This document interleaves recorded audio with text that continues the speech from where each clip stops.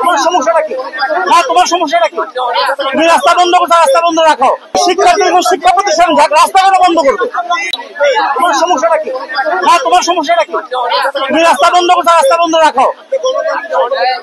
তুমি রাস্তা বন্ধ করছো, রাস্তা বন্ধ জায়গা রাখো। তুমি রাস্তা বন্ধ করে ফাইজলামি করবে সবার লোকে? এটা তো ফাইজলামি। তুমি কারো জানানি হয়েছে? এখানে কতক্ষণ সময় ধরে আছে?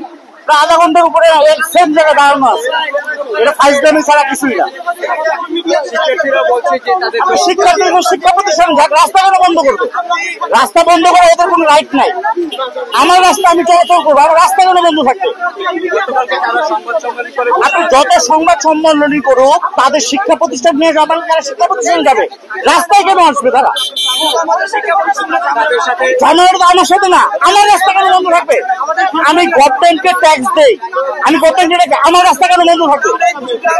আমার রাস্তা আপনি শিক্ষা প্রতিষ্ঠানে যান, আপনি গণভবনে যান, অথবা আপনি প্রধান উপদেষ্টা কার্যালয়ে যান, আপনি প্রধান উপদেষ্টার কার্যালয়ে এটা সমাধান দেন। আপনি রাস্তা কেন বন্ধ করবেন আমার?